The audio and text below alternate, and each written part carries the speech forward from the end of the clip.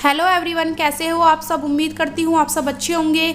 आज दीदी शादी के बाद फर्स्ट टाइम घर आ रही हैं और इस रस्म को हमारे यहाँ पे पग फेरा कहा जाता है। आप लोग मुझे बताइएगा आप लोगों के यहाँ पे इस रस्म को क्या कहा जाता है।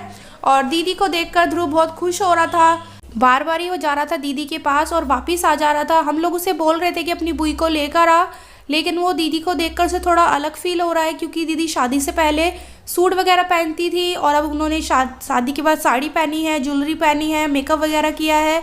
तो ध्रुव को थोड़ा दीदी को देखकर अलग सा फील हो रहा है, इस वजह से ध्रुव जा नहीं रहा था दीदी के पास। और अब फाइनली ध्रुव गया दीदी के पास, दीदी से गले भी मिला और वापस आ गया था वो हम लोगों के पास ही, क्योंकि मैंने आप लोगों को बताया ही था उसे दीदी को देखकर थोड़ा अलग सा लग रहा है। और फिर सब लोग दीदी के साथ आए थे, तो इस वजह से ध्रुव दीदी के पास तो नहीं रुका, हमारे पास वापस आ गया था। और दीदी गली में बुआ जी वगैरह सब लोगों से मिलते हुए आ रही थी। और दीदी शादी के बाद कैसी लग रही हैं आप लोग मुझे प्लीज़ कमेंट करके ज़रूर बताइएगा कि दीदी नितिन जी दोनों कैसे लग रहे थे आज।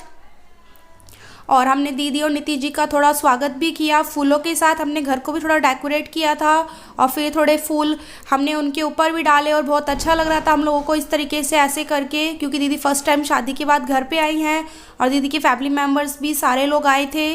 दीदी की जेठानी, जेठ जी, पापा जी सब लोग आए थे दीदी की फैमिली में से और बहुत अच्छा लग रहा था हम लोगों को। हमारे यहाँ पे तो पगफेरी की रस्म इसी तरीके से की जाती है। आपके यहाँ पे पगफेरी की रस्म को और कुछ कहा जाता हो तो प्लीज़ मुझे कमेंट करके ज़रूर बताइएगा कि आपके यहाँ पे पगफेरी की रस्म को क्या कहा जाता है। बैठ चुके हैं और मैं लेकर आ गई हूँ सबके लिए पानी। पानी तो सबने पिया नहीं, क्योंकि ठंड है, ठंड में ज़्यादा पानी पिया नहीं जाता है इस वजह से।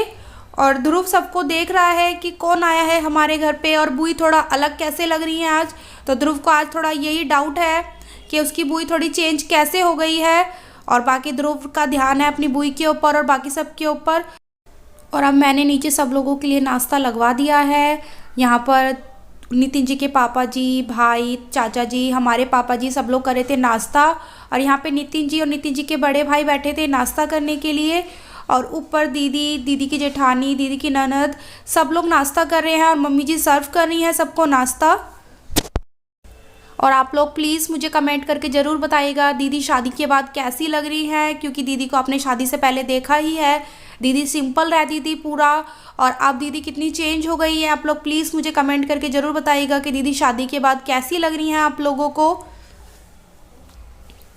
और यहाँ पर मम्मी जी दीदी के लिए जो सिल्वर और गोल्ड की चीज़ें लाई थी वो दिखा रही हैं और दीदी को पहनाएंगी भी मम्मी जी, क्योंकि ताई जी, दादी जी सब लोग आ चुके हैं। तो मम्मी जी इसी टाइम सबको दिखा रही थी कि दीदी के लिए मम्मी जी ने क्या गोल्ड और सिल्वर की चीज़ें ली हैं वो।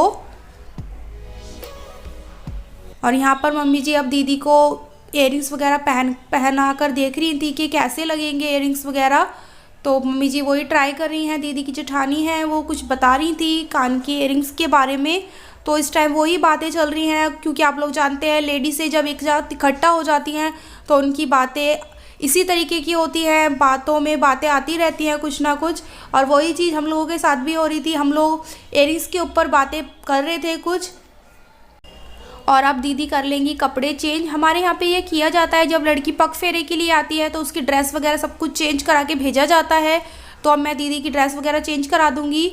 और मैं इस टाइम सलाद काट रही थी और दीदी जाने लगी थी ऊपर, तो मैं फ़ोटो भी क्लिक करा रही थी और मैं हंसने लगी थी क्योंकि मेरे हाथ में था चाकू। और दीदी कैसी लग रही है, अब दीदी जाएंगी कपड़े चेंज करने। और इस बीच में नीचे दीदी की जो पापा जी हैं, यानी कि नितिन जी की जो पापा जी हैं, वो हम सब के लिए लेकर आए थे कुछ कपड़े, यानी कि मान सम्मान के तौर पे कपड़े आते हैं, तो वो लेकर आए थे। तो वो ही दिखाए जा रहे हैं, ध्रुव के, मेरे, देवांशी के, ध्रुव के पापा के, अरुण के, हम लोगों के कपड़े लेकर आए थे वो, तो वही चीज़ें वो दे रहे हैं।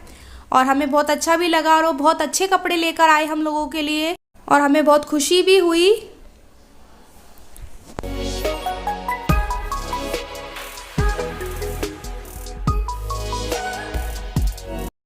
और अब दीदी आ चुकी हैं ऊपर रूम में और ध्रुव दीदी को देखकर अब जाकर खुश हुआ है, क्योंकि दीदी उसको ऊपर मिली हैं अकेले और वो बातें कर रहा है, दीदी से शिकायतें कर रहा है हम लोगों की कि मम्मी ने मुझे मारा था, डैडा ने डांटा था, चाचा ने ये किया था, हम सब की वो शिकायतें कर रहा है दीदी से और बता भी रहा है कि मुझे क्या क्या चीज़ चाहिए उनसे। और दीदी कपड़े चेंज वगैरह करके आ चुकी है और दीदी ने कपड़े चेंज करके पहना है लहंगा। आप लोग प्लीज़ मुझे कमेंट करके बताइएगा दीदी लहंगे में कैसी लग रही है। हम लोगों को तो बहुत अच्छी लगी। बाकी आप लोग प्लीज़ मुझे कमेंट करके ज़रूर बताइएगा कि दीदी शादी के बाद कैसी लग रही हैं आपको साड़ी में, लहंगे में। हमें दीदी की शादी के बाद दीदी को देखकर बहुत अच्छा लग रहा है और दीदी बहुत खुश भी है, तो और अच्छा लग रहा है उनको देखकर।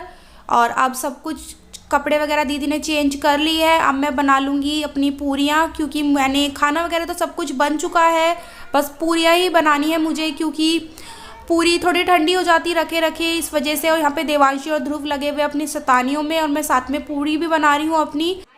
बाकी आज हमने खाने में बनाया था शाही पनीर, कौरमा, चावल, पूरी, रोटी। तो जो भी पनीर खाएगा वो पूरी और चावल लेगा, इसी वजह से मैंने सोचा था गरम गरम ही पूरी बनाऊंगी।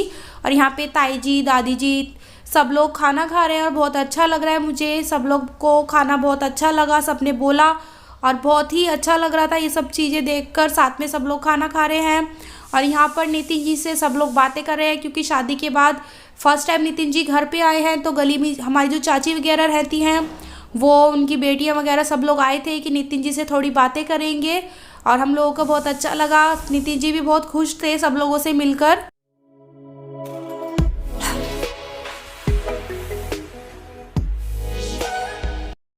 और अब हो गया है दीदी की ससुराल जाने का टाइम, क्योंकि टाइम ज़्यादा हो गया था। और दीदी के जो पापा जी हैं उन्होंने बोला था चलने के लिए, तो यहाँ पर हमारे पापा जी और ध्रुव के पापा और अरुण कर रहे हैं सबका मान सम्मान। और ये बहुत अच्छा लगता है ऐसे टाइम पे जब हम एक दूसरे से मिलते हैं और उनका मान सम्मान किया जाता है, बहुत अच्छा लगता है। तो पापा जी सबका मान सम्मान कर देंगे।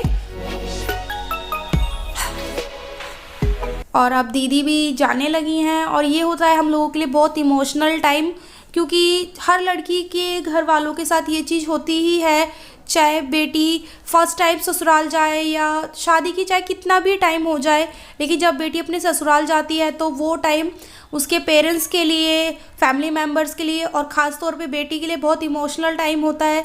क्योंकि हमारा मन नहीं होता जाने का, लेकिन फिर भी हमें जाना पड़ता है। ये फीलिंग एक बेटी ही समझ सकती है, क्योंकि जब मैं भी अपने मायके से आती हूँ तो मेरे साथ भी ऐसा ही होता है। एक ऐसा इमोशनल टाइम होता है कि हम अपने घर वालों को छोड़ना भी नहीं चाहते और छोड़ना भी होता है। ये एक कह सकते हैं कि एक रीत कहते हैं कि ये होता ही है हर लड़की के साथ। प्लीज़ मुझे आप लोग भी कमेंट करके बताइएगा, जो भी लड़की अपनी शादी के बाद घर से अपने ससुराल आती है तब उसको कैसा फील होता है। मुझे तो बहुत इमोशनल टाइम लगता है वो, जब भी मैं अपने घर से अपने ससुराल आती हूँ। इसीलिए मैं दीदी की फीलिंग्स को समझ पा रही थी इस टाइम कि दीदी को कैसा फील हो रहा है। बाकी आप लोग जो भी इस चीज़ को फील कर पा रहा होगा इस टाइम, मुझे प्लीज़ कमेंट करके ज़रूर बताइएगा कि आपको भी ये चीज़ कैसी लग रही है इस टाइम। आप लोग इस चीज़ को फील कर पा रहे हो क्या। और यहाँ पर दीदी वगैरह, ताई जी वगैरह सब लोगों से मिल रही थी, क्योंकि देवांशी वगैरह आ गए थे घर पे, और दीदी सबसे मिलकर ही जाएंगी अपने ससुराल। और इस टाइम मैं और ध्रुव थे ऊपर, क्योंकि ध्रुव अगर दीदी को जाते हुए देखता तो ध्रुव रोता, इसलिए ही मैं रुक गई थी ऊपर रूम में ध्रुव के पास। और आज के ब्लॉग में बस इतना ही। अगर आपको मेरा आज का ब्लॉग अच्छा लगा हो तो प्लीज़ मेरे चैनल को लाइक, शेयर एंड सब्सक्राइब करिएगा, और मुझे कमेंट करके भी बताइएगा कि आपको मेरा आज का ब्लॉग कैसा लगा। और हाँ, बेल आइकन को दबाना बिल्कुल भी ना भूलें, जिससे कि मेरे आगे आने वाले ब्लॉगों की नोटिफिकेशन आपको मिलती रहे।